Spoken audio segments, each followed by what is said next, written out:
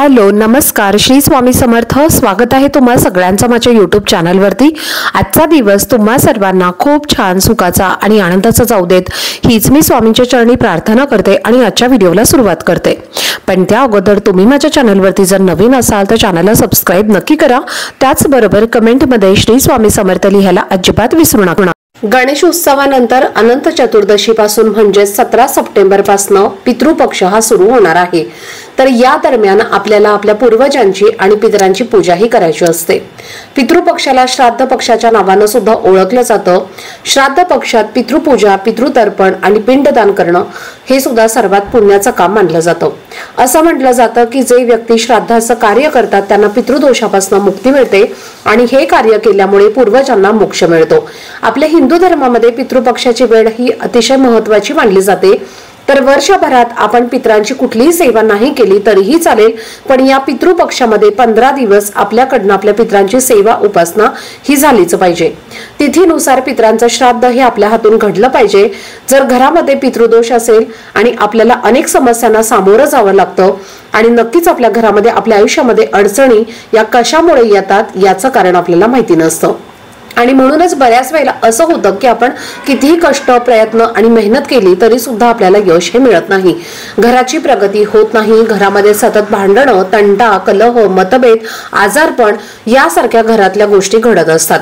घरातल्या मुलांची प्रगती होत नाही। मुलांना काहीतरी वाईट व्यसनं लागतात आणि घरामध्ये सतत आर्थिक तंगी आपल्याला जाणवत असते। घरामध्ये पैसा येत नाही आणि जरी आपल्या घरामध्ये पैसा आला तर तो आपल्या घरामध्ये टिकत नाही, कारण आपले पितृ हे आपल्यावरती नाराज असतात। आणि अशा वेळेला आपण कितीही देवांची उपासना केली पण आपल्याला पितरांची सेवा आपल्याकडनं झालीच नाही तर आपल्यावरती देवी देवता हे सुद्धा आपल्या सेवेचं फळ देत नाहीत। आणि म्हणूनच आपल्या स्वामींच्या केंद्रामध्ये सुद्धा सांगितलं जातं की सर्वप्रथम आपल्याला आपल्या पितरांची सेवा करायची असते आणि मगच देवांची सेवा करा, म्हणजे या पितृपक्षामध्ये आपल्याला आपल्या पितरांची सेवा ही नक्की करायची आहे। त्याचप्रमाणे ज्या घरामध्ये पितृदोष लागलेला नसतो त्या घराची भरभरून प्रगती होत असते। त्या घरात मुलांची, त्या घराची आणि घरातल्या प्रत्येक व्यक्तीची प्रगती होत असते। घरामध्ये अगदी आनंदाचं आणि उत्साहाचं वातावरण असतं। घरामध्ये सुख, शांती, समृद्धी सर्व काही असतं। तुम्ही बऱ्याच वेळेला पाहिलं असेल की आपले शेजारचे किंवा आपले जे कोणी नातेवाईक असतात तर ते खूप कमी वेळामध्ये श्रीमंत होत असतात। त्यांच्याकडे सर्व काही येत असतं आणि बऱ्याच वेळेला असंही आपल्याला वाटतं की आपण सुद्धा त्यांच्यासारखेच भरपूर कष्ट, मेहनत करतो आणि आपल्याकडे सुद्धा तितकाच पैसा येतो तरीही आपली प्रगती का होत नाही आणि त्या व्यक्तीची प्रगती का होत असते, कारण त्यांच्यावरती त्यांचे पितृ हे प्रसन्न असतात आणि त्या पितरांची जी वेळेवरती सेवा, उपासना ते करत असतात आणि त्यामुळे त्या घराची प्रगती होत जाते। जेव्हा आपले पितृ हे आपल्यावरती प्रसन्न असतात तेव्हा आपले पितृ आपल्याला सुखी संसाराचे आशीर्वाद देत असतात आणि त्यामुळे आपल्या कुटुंबाची प्रगती व्हायला सुरुवात होत असते। आणि म्हणूनच या 15 दिवसांच्या या काळामध्ये आपल्याला आपल्याकडनं पितरांची सेवा ही झालीच पाहिजे। पण ही सेवा करत असताना काही नियमांचं पालन सुद्धा करणं हे अतिशय महत्त्वाचं आहे। तर आजच्या व्हिडिओमध्ये तुमच्यासोबत मी एक अतिशय महत्त्वाची अशी माहिती शेअर करणार आहे। पितृपक्षाच्या काळामध्ये पितरांसाठी नैवेद्य बनवताना चुकूनही तुम्हाला एक भाजी अजिबात बनवायची नाहीये।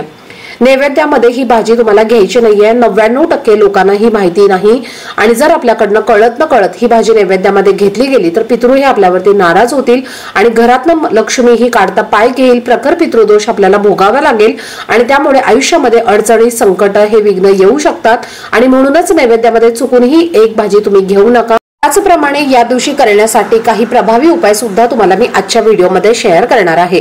त्यामुळे व्हिडिओ हा स्किप न करता शेवटपर्यंत नक्की पहा, जेणेकरून तुमच्यापर्यंत योग्य ते माहिती पोहोचेल। आणि तुम्ही माझ्या चॅनलवरती जर नवीन आला असाल तर चॅनलला पण लगेच सबस्क्राइब करा आणि बेल आयकॉनला पण प्रेस करा, म्हणजे मी जेव्हा कधीही नवीन व्हिडिओज अपलोड करेन त्याचं नोटिफिकेशन सर्वात आधी तुम्हाला मिळेल आणि तुमचा एकही व्हिडिओ हा मिस होणार नाही। तर पहा, पितृपक्षामध्ये आपले पितृ हे 15 दिवस पृथ्वीवरती येत असतात आणि त्यांचा वास हा पिंपळ वृक्षामध्ये, त्याचप्रमाणे आपल्या घरामध्ये जे पिण्याचं पाणी असतं किंवा माठ असतो तर त्या माठाजवळ आपल्या घराच्या मुख्य दरवाजावरती कावळा, कुत्रा, गाय यांच्या रूपामध्ये असतो आणि आपले पितृ हे आपल्याला कोणत्या ना कोणत्या रूपामध्ये भेटायला येत असतात।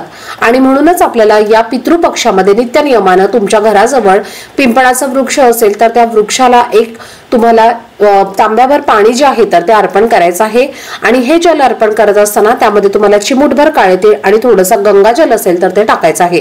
हे जल तुम्ही नित्यनेमाने पिंपळ वृक्षाला सकाळी अर्पण करायचं आहे किंवा संध्याकाळी सुद्धा अर्पण केलं तरीही चालेल आणि तुम्हाला पितरांचं नामस्मरण करायचं आहे। ओम पितृदेवताय नमः असं म्हणायचं आहे आणि या वृक्षाला 7 प्रदक्षिणा तुम्हाला मारायच्या आहेत आणि पितरांचं नामस्मरण करून तुम्हाला परत घरी यायचं आहे। त्याचप्रमाणे पितृपक्षामध्ये ब्राह्मणांना भोजन आणि वस्त्रदान करून श्राद्ध करणं हे सुद्धा अतिशय शुभ असं मानलं जातं। तुम्हाला शक्य असेल तर ते सुद्धा तुम्ही करू शकता। त्याचप्रमाणे या पितृपक्षामध्ये गाय, कावळा, कुत्रा आणि मुंग्यांना भोजन देणं हे सुद्धा अतिशय लाभदायक मानलं जातं। त्यामुळे प्रखर पितृदोष हा दूर होतो आणि ज्या लोकांच्या कुंडलीमध्ये पितृदोष हा सांगितलेला जातो तर त्यांनी या काळामध्ये गाय जी आहे तर त्या गायीला भोजन द्यायचं आहे। त्याचप्रमाणे धार्मिक ठिकाणी जाऊन पिंडदान करायचं आहे आणि या पितृपक्षाच्या काळामध्ये कुठलंही शुभ कार्य केलं जात नाही, जसं की गृहप्रवेश करणं सुद्धा पूर्णपणे वर्जित मानलं जातं। त्याचप्रमाणे कुठलंही नवीन घर खरेदी करणं, गाडी खरेदी करणं किंवा सोनं खरेदी करणं किंवा कपडे खरेदी करणं, चप्पल बूट खरेदी करणं सुद्धा पूर्णपणे वर्जित मानलं जातं आणि म्हणूनच जर तुम्हाला या गोष्टींची खरेदी करायची असेल तर ती तुम्हाला पितृपक्षाच्या आधीच खरेदी करायची आहे किंवा पितृपक्ष झाल्यानंतर सुद्धा तुम्ही या वस्तूंची खरेदी करू शकता। पण या पितृपक्षाच्या काळामध्ये या वस्तूंची खरेदी तुम्हाला चुकूनही करायची नाहीये। यानंतर पितृपक्षाच्या काळात आपण पितरांसाठी जो नैवेद्य बनवणार आहोत तर त्या नैवेद्यामध्ये आपल्याला कांदा आणि लसूण जो आहे तर तो अजिबात वापरायचा नाहीये, कारण कांदा आणि लसूण हे तामसिक पदार्थ आहेत आणि या पदार्थांचा उपयोग जो आहे तर तो पितरांचा नैवेद्य करताना आपल्याला करायचा नाहीये। जर तुम्हाला शक्य असेल तर 15 दिवसांमध्ये कांदा आणि लसूण हे तुम्ही पूर्णपणे वर्ज करा। त्याचबरोबर नैवेद्यामध्ये आपल्याला कोबीचा समावेश हा करायचा नाहीये। जी कोबीची भाजी असते तर तिचा समावेश तुम्हाला या नैवेद्यामध्ये करायचा नाहीये। त्याचप्रमाणे या पितृपक्षामध्ये घरामध्ये सुद्धा कोबीची भाजी बनवू नये, त्याचं सेवन सुद्धा करू नये अशी धार्मिक मान्यता आहे। त्याचबरोबर या नैवेद्यामध्ये वांग्याचा सुद्धा समावेश करू नये। जी वांगी असतात तर ती सुद्धा नैवेद्यामध्ये वापरायची नसतात आणि घरामध्ये सुद्धा आपल्याला 15 दिवस वांग्याच्या भाजीचं सेवन करायचं नाहीये। वांग सुद्धा तुम्हाला पूर्णपणे वर्ज्य ठेवायचं आहे। आणि काळे चणे जे असतात ज्याला आपण हरभरे म्हणतो तर हे चणे सुद्धा आपल्याला नैवेद्यामध्ये वापरायचे नाहीयेत आणि आपल्या घरामध्ये सुद्धा चण्यांच्या भाजीचं सेवन करायचं नाहीये। खास करून आपल्या घरामध्ये लहान मुलं असतात तर या मुलांना पितृपक्षाच्या काळामध्ये काळे चणे हे चुकून सुद्धा खायला देऊ नका, त्यामुळे मुलांच्या प्रगतीवरती अडचणी येतात आणि मुलांची प्रगती होत नाही। त्याचप्रमाणे घरातल्या इतर सदस्यांनी सुद्धा हे काळे चणे जे आहेत तर ते 15 दिवसांसाठी वर्ज्य ठेवायचे आहेत। तर या पितृपक्षामध्ये जेव्हा आपण पितरांसाठी नैवेद्य बनवणार आहोत तर त्यामध्ये खास करून कुठले पदार्थ असावेत तर अळूवडी, उडदाचे वडे, खीर, चपाती, भात आणि मिक्स भाजी। तर या मिक्स भाजीमध्ये तुम्ही गवार, भेंडी, कारली, त्याचबरोबर डांगर, आपण ज्याला लाल भोपळा म्हणतो तर ही भाजी, त्याचप्रमाणे मेथीची भाजी, या भाज्यांचा समावेश तुम्ही आवर्जून करायचा आहे। दही भात हा सुद्धा नैवेद्यामध्ये तुम्ही ठेवायचा आहे। दही भात हा पितरांसाठी अतिशय महत्त्वाचा पदार्थ मानला जातो आणि त्यामुळे पितृ हे आपल्यावरती प्रसन्न होतात आणि तृप्त होतात। तर हे जे पदार्थ आहेत तर ते तुम्ही पितृपक्षाच्या काळामध्ये नैवेद्य म्हणून तुम्ही ठेवू शकता। त्याचप्रमाणे या पितृपक्षामध्ये पहा, केस कापणे, नखे कापणे यासारखी सुद्धा कामं करू नयेत। म्हणूनच जर तुम्हाला केस कापायचे असतील, नख कापायचे असतील तर ती पितृपक्ष सुरू होण्यापूर्वीच तुम्हाला कापायचे आहेत आणि पितृपक्षामध्ये तुम्हाला या गोष्टी पाळायच्या आहेत। त्यामुळे तुमचे संपूर्णपणे पुढचे कार्य ही निर्विघ्नपणे पार पडत असतात।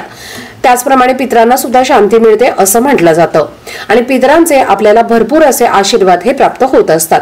तर चला, झालेली सेवा ही मी स्वामींच्या चरणी अर्पण करते। आजचा व्हिडिओ जर तुम्हाला आवडला असेल, माहितीपूर्ण वाटला असेल तर व्हिडिओला जास्तीत जास्त लाईक, शेअर आणि चॅनलला सबस्क्राईब नक्की करा।